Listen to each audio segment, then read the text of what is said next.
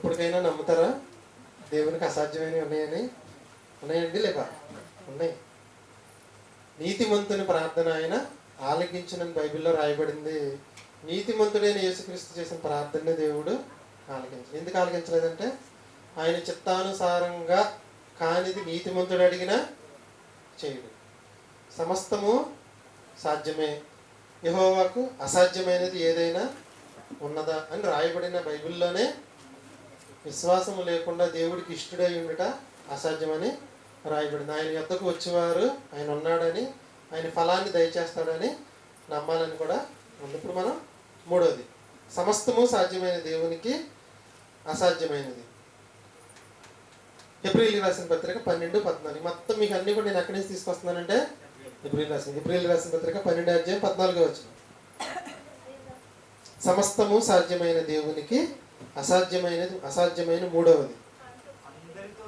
హెబ్రీయులకు రాసిన పత్రిక 12:14. అందరు తీయగలిగిన వాళ్ళందరూ మంచిగా ఉంటుందండి. హెబ్రీయులకు రాసిన పత్రిక 12:14. మీరు ఈ పాఠాలు కావాలంటే మళ్ళీ యూట్యూబ్లో పెట్టుకుని మెటీరియల్ తయారు చేసుకోండి, లేదంటే మళ్ళీ వినండి. అందరితో సమాధానమును పరిశుద్ధతయు కలిగి ఉండుటకు ప్రయత్నించుడి. పరిశుద్ధత లేకుండా ఎవడును ప్రభువును చూడడు. పరిశుద్ధత లేని వాడిని పరలోకానికి తీసుకెళ్ళడం దేవునికి అసాధ్యం. ఇంకోటి ఏంటంటే అసాధ్యం, సమస్తము సాధ్యమైన దేవునికి అసాధ్యమైనది ఏంటంటే పరిశుద్ధత లేని వాడిని పరలోకానికి తీసుకెళ్ళడం అసాధ్యం. మళ్ళీ ఒకసారి చదవండి. అందరితో సమాధానమును పరిశుద్ధత కలిగి ఉండుటకు ప్రయత్నించడం అంటే ఏంటండి? అంటే అవదనా ఇద్దనా? ఈ మాటలోనే మనకు ఉందండి, చూడండి. అందరితో సమాధానమును పరిశుద్ధతయు కలిగి ఉండుటకు ప్రయత్నించండి అంటే అర్థం ఏంటి? ప్రతిరోజు పడిపోతారని అర్థం. అంతే కదా అక్కడ అర్థం. పరిశుద్ధంగా ఉండండి అలా, పరిశుద్ధంగా ఉండుటకు ప్రయత్నించండి అంటే ఉదాహరణకి నేను ఫెయిల్ అయ్యాను, మళ్ళీ సరే ఏమంటారు? ఇంకో ఛాన్స్ ఉందిగా ప్రయత్నించండి. ఉద్యోగం నాకు రాలేదు, మళ్ళీ ఇంకో ప్రయత్నం చేయంటారు. అంటే ఏంటి అర్థం? ప్రయత్నించండి అంటే అర్థం ఏంటంటే ప్రతిరోజు చూపులో మాటలు వస్తుంది, ఏదో ఒక దాంట్లో మనిషి పరిశుద్ధత కోల్పోతూనే ఉంటాడు. పరిశుద్ధులై ఉండుటకు ప్రయత్నించండి. ప్రయత్నం అంటే ఏం చేయాలి? రాత్రి పడుకునేటప్పుడు దేవుని ప్రార్థన అడగాలి, ప్లస్ తెల్లారు లేచిన దగ్గర నుంచి ఆ పాపం చేయకుండా పరిశుద్ధులుగా జీవించడానికి ప్రయత్నించాలి. మళ్ళీ ఒకసారి చదువుతారండి. హెబ్రీయులకు రాసిన పత్రిక 12:14. అందరితో సమాధానమును పరిశుద్ధత కలిగి ఉండటకు ప్రయత్నించండి. పరిశుద్ధత లేకుండా ఎవడును ప్రభువుని చూడడు. ప్రయత్నించండి అంటే అర్థం ఏంటంటే ప్రయత్నం ఎప్పుడు చేస్తాం? ఆటలో ఓడిపోయినప్పుడు, అంటే జాబులో రానప్పుడు, ఒకటి ఫెయిల్ అయినప్పుడు మళ్ళీ ఇంకో ప్రయత్నం చేయమంటాం. పరిశుద్ధత కలిగి ఉండటకు ప్రయత్నం ప్రతిరోజు పడిపోతూనే ఉంటాం. కాబట్టి పరిశుద్ధులుగా ఉండటకు ఏం చేయమన్నాడంటే ప్రయత్నం చేస్తూనే ఉండాలి. పరిశుద్ధత లేకుండా ప్రభువుని చూడడు. పరిశుద్ధంగా జీవించని వాడిని పరలోకానికి తీసుకెళ్ళడం దేవునికి అసాధ్యం. వాడు దేవుణ్ణి చూడడం అంటే అర్థం ఏంటి? ఆ లోకానికి వెళ్ళే ఛాన్సే లేదని అర్థం. పరిశుద్ధత కలిగిన వారిగా మనం కలిగి ఉంటేనే దేవుడు మనం పరలోకానికి తీసుకెళ్ళడం సాధ్యం. దేవుని ముఖాన్ని మనం చూడడం కూడా సాధ్యం. మనం అపరిశుద్ధత కలిగి జీవిస్తే మనల్ని పరలోకానికి తీసుకెళ్ళడం, ఆయన చూడడం అనేది కూడా దేవునికే అసాధ్యం.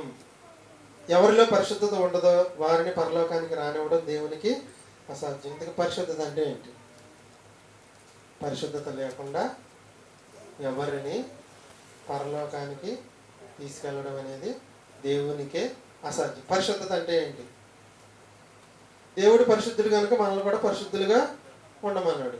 మన చూపు పరిశుద్ధంగా ఉండాలి, మన మాట పరిశుద్ధంగా ఉండాలి, మన వినికిడి పరిశుద్ధంగా ఉండాలి, మన స్పర్శ పరిశుద్ధంగా ఉండాలి, మొత్తం పరిశుద్ధంగానే ఉండాలి. ఇవన్నీ కలిపి ఒక మాటలో బైబిల్ ఏం రాయబడిందంటే దుష్టుల ఆలోచన చొప్పున నడవక అని కీర్తన గ్రంథం 1 వచనంలో. అంటే అర్థం ఏంటంటే ఆలోచన సరిగ్గా ఉంటే చూపు సరిగ్గానే ఉంటుంది, మాట సరిగ్గానే ఉంటుంది, వినికిడి కూడా సరిగ్గానే ఉంటుంది. ఇప్పుడు చెప్పండి, మనం పరిశుద్ధులుగా ఉండడం అంటే మన ఆలోచనలు పరిశుద్ధంగా ఉండాలి. ఆలోచనలు పరిశుద్ధంగా ఉండాలి. పొద్దున ఒక మానం చెప్పాను, సెల్ చూస్తాం, మంచిదే చూడాలని చూస్తామండి చాలా, కానీ కింద ఫస్ట్ ఏమొస్తుందంటే దాని కింద బూత్ వీడియో ఒకటి వస్తుంది. మనం అనుకోకుండానే వీళ్ళు అక్కడికి వెళ్ళిపోద్ది. టచ్ అయిన తర్వాత ఆగుతామా అంటే ఇంకోటి చూసి పొద్దున్న ఉపమానం చెప్పిన ఇప్పుడు ఇంకో ఉపమానం చెప్తాను. క్యాబేజీ తెలుసు మీ అందరికి. క్యాబేజీ లోన్ ఏముందో చూద్దామని పై పొర తీశారంట. ఏముంది? ఇంకో పొర తీశారంట.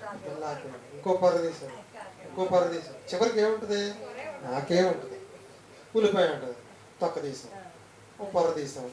తొక్కే ఉంటుంది. మళ్ళీ ఇంకో పొర తీస్తే అంటే బూతు వీడియోలు కానీ, చెడు కానీ, పాపం కానీ ఏంటంటే ఏదో ఉందని వెళ్తాము. చివరికి ఏముందంటే ఏముంది? ఫస్ట్ ఏముంది కాకుండా అదే ఉంది. కాబట్టి పరిశుద్ధత కలిగి ఉండుటకు ప్రయత్నించండి. పరిశుద్ధత కలిగి ఉండుటకు ప్రయత్నించండి.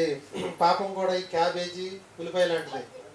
ఏదో ఉందని అన్ని తీసుకుంటూ వెళ్తే చివరికి ఏముండదంటే ఏమీ ఉండదు. కాబట్టి పరిశుద్ధత కలిగి ఉండుటకు చెప్పండి. పరిశుద్ధత కలిగి ఉండుటకు ప్రయత్నించండి. పరిశుద్ధత కలిగి ఉండుటకు ప్రయత్నించండి. పరిశుద్ధత కలిగి ఉండుటకు ప్రయత్నించండి. ఎందుకు ప్రయత్నం?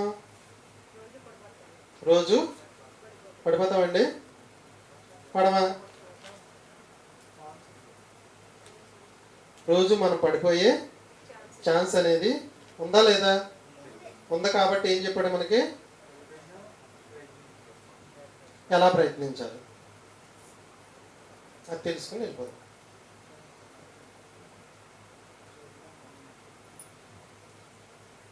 రోడ్డు మీద ఒక మనిషి యాక్సిడెంట్ అయింది. అప్పుడు ఏం పెడతారంటే ఆ మలుపులో సిగ్నల్ లైట్ పెడతారు, ట్రాఫిక్ అని పెడతారు, స్పీడ్ బ్రేకర్ పెడతారు, ఫుట్ పాత్ర జెబ్రా క్రాసింగ్ పెడతారు. ప్రమాదం జరగకముందు ఏమైనా ఉన్నాయా? అవన్నీ లేవు. ఒక ప్రమాదం, ఒక యాక్సిడెంట్ అయిన తర్వాత స్పీడ్ బ్రేకర్ పెడతారు, జెబ్రా క్రాసింగ్ పెడతారు, సిగ్నల్ లైట్లు పెడతారు, గొడుగు పెట్టి ట్రాఫిక్ కానిస్టేబుల్ పెడతారు. మనం కూడా ఏదైనా తప్పు చేసినప్పుడు, పాపం చేసినప్పుడు మనం కూడా కొన్ని సరిహద్దులు గీసుకోవాలి. మనకు మనమే ట్రాఫిక్ పోలీసుని పెట్టుకోవాలి, మనకు మనమే స్పీడ్ బ్రేకర్ని పెట్టుకోవాలి, మనకు మనమే జెబ్రా క్రాసింగ్ వేసుకోవాలి, మనకు మనమే సిగ్నల్ లైట్లు వేసుకోవాలి. అప్పుడు మనం పరిశుద్ధంగా ఉండగలం. అర్థమైంది నేను చెప్పింది మీకు? ఈజీగా అర్థం. అందుకని యోబు గారు ఏం చేశారంటే కళ్ళతోనంట నిబంధన పెట్టుకున్నాడంట. నేను ఏ అమ్మాయిని చెడు చూపుతో చూడకూడదని నిబంధన పెట్టుకున్నాడు. అంటే ముందు ఏమన్నా జరిగిందనా? అది జరగలేదనే? జరిగిందనే అర్థం. కాకపోతే వాళ్ళు దేవుడు బయట పెట్టే అంత పాపంలో పడకుండా యోసేపు గారు కానీ, యోబు గారు కానీ కార్యరూపం దాల్చకుండా ముందే జాగ్రత్త పడ్డారు. ఈ యోబు గారు ఏం చేశారంటే నిబంధన పెట్టుకున్నాడు కళ్ళతో ఏమని పెట్టుకున్నాడు? యోబు గ్రంథం 31:1 అండి. యోబు గ్రంథం 31 అధ్యాయం 1వ వచనం. యోబు గ్రంథం 31 అధ్యాయం 1వ వచనం. నేను నా కన్నులతో నిబంధన చేసుకుంటుని. ఏం చేశాడంటే ఆయన కళ్ళతో నిబంధన పెట్టుకున్నాడంట. పాపం జరిగిన తర్వాత ఏం చేయాలి అంటే మనం కూడా కొన్ని రూల్స్ అండ్ రెగ్యులేషన్స్ పెట్టుకోవాలి, ట్రాఫిక్ సిగ్నల్స్ పెట్టుకోవాలి, స్పీడ్ బ్రేకర్ పెట్టుకోవాలి, ఫుట్పాత్ పెట్టుకోవాలి, సిగ్నల్ లైట్లు కూడా పెట్టుకోవాలి. అందుకని యోబు గారు ఏం చేశాడంటే కన్నులతో నిబంధన పెట్టుకున్నాడంట. నేను ఏ స్త్రీని చూసినా సహోదరి భావంతోనే చూడాలి తప్పితే వేరే విధంగా చెడు చూపు చూడకూడదని ఒక నిబంధన అనేది పెట్టుకున్నాడు. రెండోది చూడండి. అదే వచ్చిన రెండో వచ్చిన కన్యకను నేను ఎలాగూ చూతును, అలాగూ చూచిన పరమందున్న దేవుని ఆజ్ఞ ఏమగును. కాబట్టి మనం కూడా పరిశుద్ధులుగా ఉండుటకు ప్రయత్నించండి. పరిశుద్ధత లేకుండా ఎవరిని పరలోకానికి తీసుకెళ్ళడం అనేది దేవునికే అసాధ్యము. మనం పరిశుద్ధులుగా ఉండాలి అంటే కొన్ని నియమ నిబంధనలు మన జీవితానికి మనమే పెట్టుకోవాలి. పరిశుద్ధులుగా ఉండుటకు ప్రయత్నించాలి. పడిపోయినప్పుడు మనం ఏం చేయాలంటే కొన్ని సరిహద్దులు గీసుకోవాలి. యోబు గారు గీసుకున్నట్లుగా మనం కూడా సరిహద్దులు పెట్టుకోవాలి. మనం కూడా పాపంలో పడినప్పుడు మనం కూడా ఏం చేయాలంటే కొన్ని నియమ నిబంధనలు అనేవి పెట్టుకోవాలి. ట్రాఫిక్ రూల్స్ పెట్టుకున్నట్లుగానే ఏదైనా ప్రమాదం జరిగినప్పుడు మాత్రమే సిగ్నల్ లైట్లు అన్నీ ఎలా వస్తాయో ట్రాఫిక్ పోలీస్ కూడా ఎలా వస్తాడో మనం కూడా అలాగే పాపంలో పడిపోయినప్పుడు మనం కొన్ని సరిహద్దులు గీసుకుని మన జీవితాన్ని ముందుకు అనేది కొనసాగించుకోవాలి. పాపం విషయంలో ఎవరికి వారు కొన్ని సరిహద్దులు, కొన్ని నియమాలు, కొన్ని నిబంధనలు ఏర్పరచుకుంటేనే మనం పరిశుద్ధులుగా ఉండగలుగుతాం. పాపంలో పడడం వల్ల పరిశుద్ధత అనేది కోల్పోతాం. పాపంలో పడ్డామంటే పరిశుద్ధత అనేది కోల్పోతాం. ఇక అటువంటి వాడిని పరలోకానికి రానివ్వడం అనేది దేవునికి అసాధ్యము, దేవుని స్వభావానికి అది విరుద్ధం. పాపంలో పడకుండా ఉండాలంటే ఏం చేయాలంటే కొన్ని నియమ నిబంధనలు పెట్టుకోవాలి. ఎవరు పెట్టుకున్నారంటే యోబు గారు పెట్టుకున్నారు, దావీదు గారు కూడా పెట్టుకున్నారు. చూడండి, కీర్తనల గ్రంథం 119. దావీదు గారు పాపంలో పడిపోయిన తర్వాత మరలా పాపంలో పడకుండా కొన్ని సరిహద్దులు తీసుకున్నాడు. ఆ సరిహద్దులు ఏంటో చూపిస్తాం. యోబు గారు తీసుకున్న సరిహద్దులు ఏంటంటే కళ్ళతో నిబంధన పెట్టుకున్నాడు, నేను చెడు చూపు చూడను. చూపే మంచిదైతే శరీరం అంతా కూడా మంచిదైపోద్ది. తర్వాత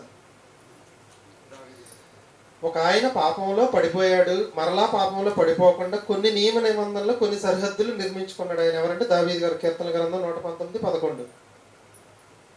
కీర్తనల గ్రంథం 119:11. దావీదు గారు దేవుడితో అంటున్నాడు. కీర్తనల గ్రంథం 119:11. నీ ఎదుట నేను పాపము చేయకుండానట్లు నా హృదయంలో నీ వాక్యం. నేనేం చేశాడంటే సరిహద్దుగా ఏం పెట్టుకున్నాడంటే మనసు అంతా కూడా వాక్యంతో నింపేసుకున్నాడంట. ఎందుకు నింపేసుకున్నాడంటే సరిహద్దు పెట్టుకున్నాడు. మనసులో ఎప్పుడైతే వాక్యం లేదో నేను పాపం చేసేస్తాను దేవుడా. కాబట్టి మళ్ళీ చదివా ప్రసాద్ 119:11. నేను నీ ఎదుట పాపము చేయకుండానట్లు నా హృదయంలో నీ వాక్యమును ఉంచుకొని ఉన్నాను. కాబట్టి మనం కూడా ఏం చేయాలంటే దావీదు దేవుడు ఏమన్నాడు, నా ఇష్టానుసారుడైన మనుష్యుడు. హృదయంలో మన వాక్యంతో నింపేసుకోవాలి. విన్నవే కదా అని అవసరం లేదండి. మరలా కూడా మన ఛానల్లో చాలా వీడియోలు ఉన్నాయి. మరలా పెట్టుకుని మనం వినాలి. ఎక్కువగా వాక్యం వింటే హృదయంలోనికి వాక్యం బాగా వెళ్తే మనం పాపము చేయము. ఉదయం సాయంకాలం చర్చకు వచ్చామనుకోండి, హృదయం అంతా దేంతో నిండిపోద్ది అంటే వాక్యంతో నిండిపోద్ది. దావీదు గారు చెప్పిన ట్రిక్ అండి ఇది. యోబు గారు చెప్పిన ట్రిక్ అది. యోబు గారు ఏం ట్రిక్ చెప్పాడంటే మనం పరిశుద్ధులుగా ఉండడానికి దేహానికి దీపం కన్ను. నువ్వు కన్నుతో నిబంధన చేసుకున్నట్టు ఆటోమేటిక్గా దేహం అంతా కూడా నిబంధనలోకి వెళ్ళిపోద్ది. ఈయన ఏం చేసుకున్నాడంటే హృదయంతో నిబంధన చేసుకున్నాడు. ఏమంటే హృదయం మొత్తం వాక్యంతో నింపేసుకున్నాను అనుకో, ఆమె నేను నీ ఎదుటి పాపం చేయను అని ఈయన చిన్న ట్రిక్ చెప్పి మనం పరిశుద్ధులుగా ఉండడానికి వీళ్ళు చెప్పిన ట్రిక్లండి ఇవి. దేవుడు ఈయన గురించి ఏం చెప్పాడంటే నా ఇష్టానుసారుడైన మనుష్యుడని చెప్పాడు. కాబట్టి మనం హృదయంలో వాక్యంతో నింపండి. విన్నమే కదా అని కాకుండా మరలా సుమారు మన ఛానల్ ఎన్ని 2000 వీడియోలు ఉన్నాయండి. 2000 వీడియోలు ఉండడం అనేది జరిగింది. ఎఫ్ఎస్సీలకు రాసిన పత్రిక 5:27. ఒకసారి విన్నమే కదా అని కాదు, మరలా వింటే మనకు కొత్త విషయాలు బయటకు వస్తాయి. ఎఫ్ఎస్సీలకు రాసిన పత్రిక 5:27. ఏమండి 5, 6 భాగాలు మీకు వచ్చే ఆదివారం నైట్ చెప్తాను. ఈ భాగంతో ముగించేస్తాను, అయిపోయింది. ఎఫ్ఎస్సీలకు రాసిన పత్రిక 5:27. వాక్యంతో ఉదక స్థానము చేత దానిని పవిత్రపరిచి. వాక్యముతో ఉదక స్థానము చేత దానిని పవిత్రపరిచి. స్నానం చేసినప్పుడు కాళ్ళు నొహలా రుద్దుతాం, మొహాన్ని నొహలా రుద్దుతాం, ఒళ్ళు నొహలా రుద్దుతాం అండి. కాళ్ళు ఎలా రుద్దుతాం, స్మూత్గా రుద్దుతాం, బండకేసుకొని రుద్దుతాం కదా. వాక్యంతో కూడా మనం ఏం చేసుకోవాలంటే ఉదక స్థానం బాగా చదవాలి. వాక్యాన్ని బాగా నేర్చుకోవాలి. చదివిందే కదా, ఎంత చదివితే. ఉదాహరణకి ఈరోజు మీ అందరికి బాగా తెలిసి ఆదివారం అండి. కొంతమంది భోజనానికి వెళ్ళారు, కొంతమంది ఇంట్లో తిన్నారు, కొంతమంది ఉపవాసం ఉన్నారు అనుకున్నాం. కొంతమంది ఉపవాసం ఉన్నారు, పూట తింటారు కాబట్టి సాయంకాలం పొద్దున్న తింటారు.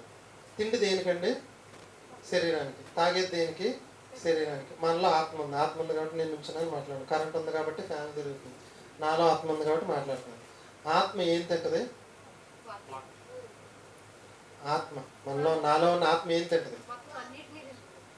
చాలా మంది ఏమంటారంటే వాక్యాన్ని మాత్రం మనం చెప్పే వాక్యం తింటదంటారు. కాదు, చూసుకొని నువ్వు కళ్ళు ఎలా తెరిచావు అంటే నువ్వు చూసే ప్రతిదాన్ని ఆత్మ తింటది.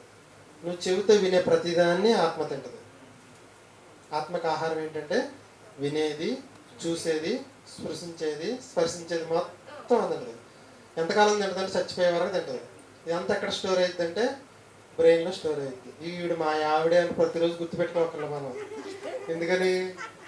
చూసావు కదా, చూసిన మైండ్లో ప్రింట్ అయింది. ఇంకో ఎలా చూసామనుకోండి, అది వీడియో. ఎలా అన్నాం అనుకుంటే అవి ఫోటోలు. ఎంతకాలం 100 సంవత్సరాలు ఉన్నా మన బ్రెయిన్ స్టోర్ అయ్యేది 10% అంట.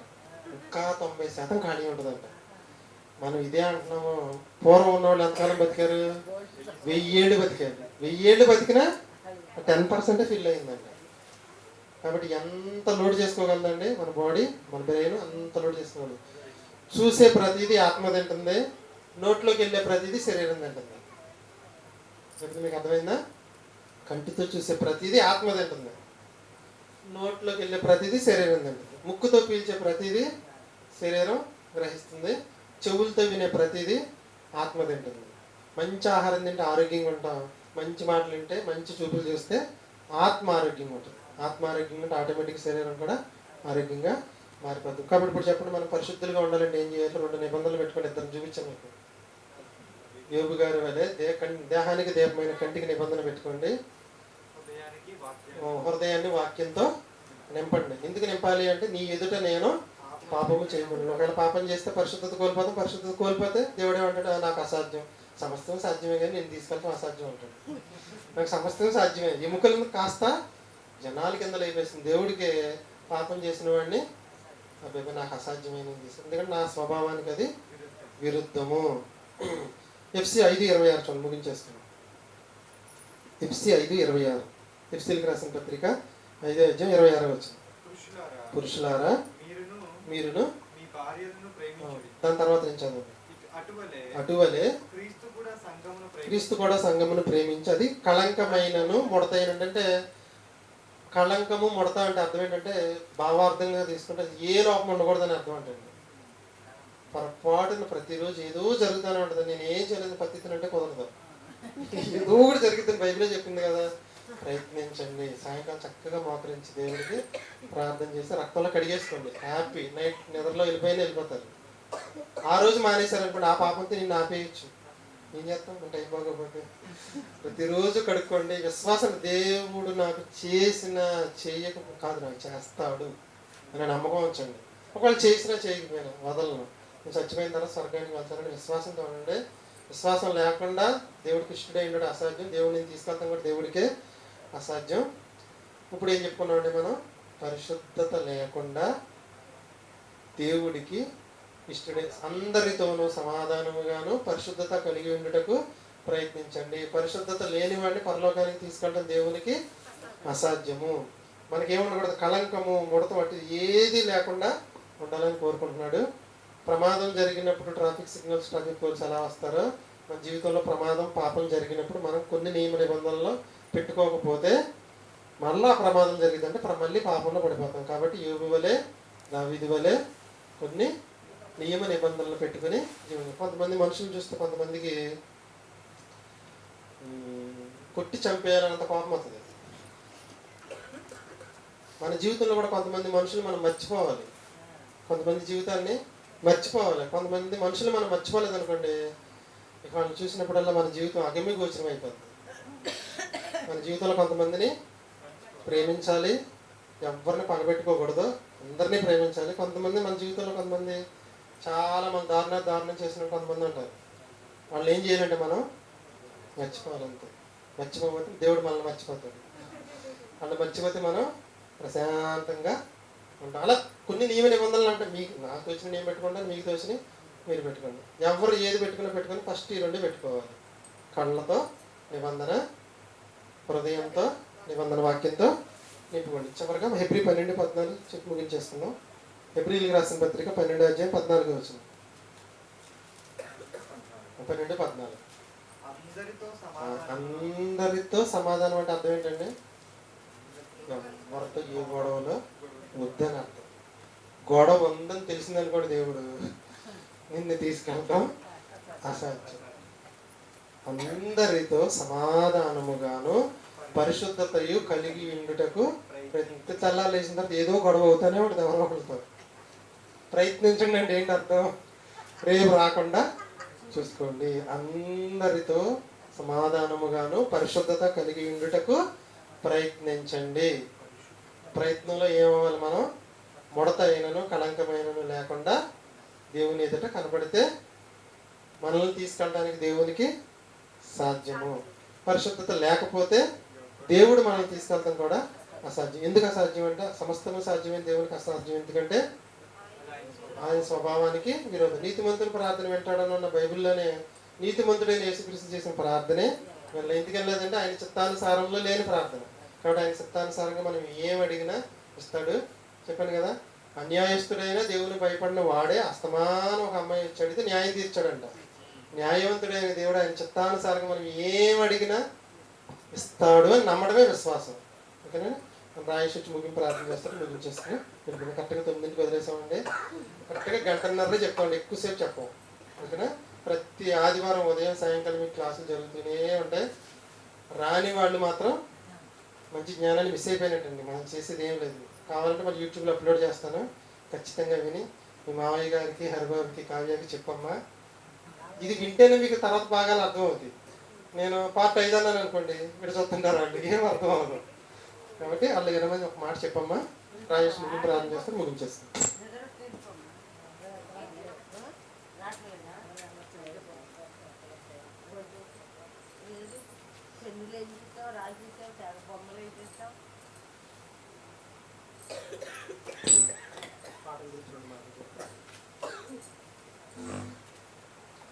మంచిదండి.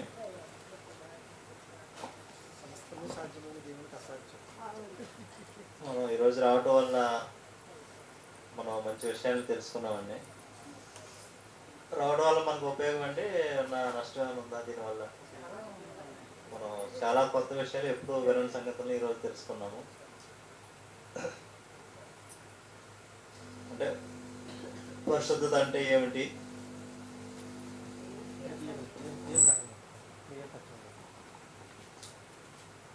అంటే ఏబు గారు పాపం చేయకుండా ఉండడానికి ఆయన ఏం చేశారంటే కన్నులతో నిబంధన చేసుకున్నాడు. అలాగే దావీదు గారు అంటే వారికంటూ ఒక సరిహద్దులు గీసుకున్నారు అనమాట. దావీదు గారు ఏం చేశారండి, ఆయన అంటే ఒకసారి తప్పు చేశారు, ఒకసారి పాపంలో పడ్డారు, మరలా అదే పాపంలో పడతానని జాగ్రత్త పడి ఆయన సరిహద్దు గీసుకున్నాడు. ఏమిటండి ఆ సరిహద్దు? వాక్యం. హృదయం అంతా కూడా వాక్యంతో నింపుకున్నారు. చాలా మంచి సంగతులు మనం ఈరోజు తెలుసుకున్నామండి. ఎప్పుడు కూడా వినని సంగతులు అండి, చాలా కొత్త విషయాలు. మిగతాయి వచ్చే వారం చెప్తారండి, అవి మనం శ్రద్ధగా విన్నాం. ప్రార్థన చేసుకుందాం. ప్రియా పరలోక పొందిన మా తండ్రి, ఈ రాత్రికాల సమయంలో మేమంతా ఈ విధంగా కూడుకుని మీ యొక్క జ్ఞానమైన మాటలను, జ్ఞానమైన సంగతులను నేర్చుకోవడానికి వచ్చిన కృపగా మీకే స్తోత్రము తండ్రి. తండ్రి, విన్న వాక్యాన్ని మేము మా హృదయంలో భద్రపరుచుకుని ఆ యొక్క వాక్య ప్రకారంగా తండ్రి మేము ప్రవర్తించడానికి, నడుచుకోవడానికి, ఆ విధంగా నడుచుకుని తండ్రి మీరున్న పరలోక రాజ్యానికి చేరుకునే విధంగా మేమంతా కూడా ఉండడానికి సహాయం చేయమని ఈ ప్రార్థన యేసుక్రీస్తు వారి పేరట ఈ ప్రార్థన మనము అడిగి వేడుకుంటున్నాం తండ్రి. ఆమేన్. మన తండ్రి అయిన దేవుని దయ, కుమారుడైన యేసుక్రీస్తు వారి యొక్క కృప, పరిశుద్ధాత్మ దేవుని యొక్క సహవాసం సదాకాలం మనందరికీ తోడైన నడిపించిన గాక. ఆమేన్.